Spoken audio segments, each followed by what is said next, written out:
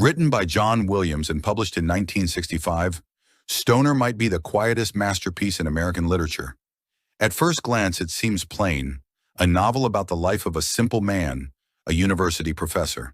But beneath that plainness lies something luminous, a profound meditation on duty, failure, love, and the dignity of enduring life as it comes.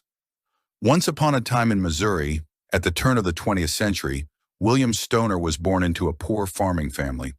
His parents, hardened by soil and seasons, expected him to work the land as they had. But when the university opened a path, they sent him, not out of ambition, but because education, they hoped, might one day make him a better farmer. At the university, Stoner stumbled upon something unexpected: literature.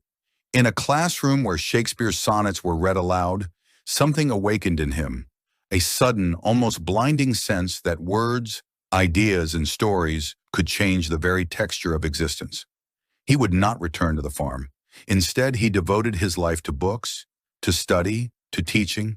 His career, however, was never one of great acclaim. He was not a famous scholar. He published little. He became, in time, a quiet professor who taught his classes year after year, known by few beyond his students. Yet in his devotion to his work, he carried a kind of steady, unrecognized nobility. But Stoner is not a tale of triumph. It is a story marked by disappointment. His marriage to Edith, beautiful and fragile, soon turned cold. They lived under the same roof but never truly shared a life. Their daughter Grace, whom Stoner loved deeply, slipped away into alcoholism and sorrow. At work, he endured betrayals and petty rivalries. At every turn, it seemed that what joy he touched would, sooner or later, dissolve into loss. And yet, amidst this sorrow, there were moments of quiet radiance. Stoner discovered love late in life, in an affair with a fellow academic named Catherine. For a brief, shining time, their connection gave him what he had always longed for: companionship, passion, tenderness. It was a love not built on illusion, but on the deep recognition of one soul by another. Yet even this was taken from him. Scandal and pressure forced them apart. Still, the memory of it remained, like a secret warmth carried in his heart. Through the years, Stoner endured. He endured not because he was heroic, but because life gave him no choice. And in that endurance, Williams suggests, there is a kind of greatness. Stoner never conquered kingdoms, never wrote a masterpiece, never stood in the spotlight. But he lived with quiet integrity, with a steadfast devotion to the work and the words he loved, even when the world seemed indifferent. By the time of his death, Stoner was almost forgotten. Another professor who had passed through the halls of the university, leaving little behind.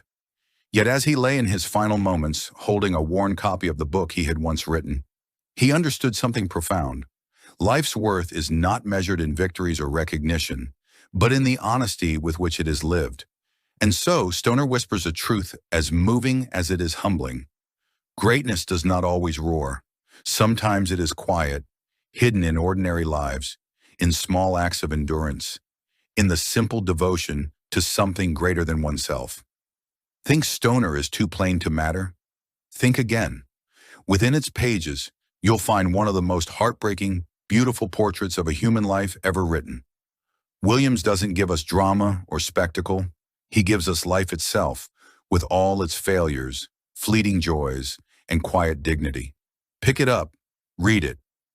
This isn't just a novel, it's a mirror, showing us the quiet heroism that exists in even the most ordinary of lives. Thank you for watching. If you enjoyed walking alongside William Stoner's quiet life, subscribe and stay with me as we continue discovering the beauty hidden in the world's greatest novels.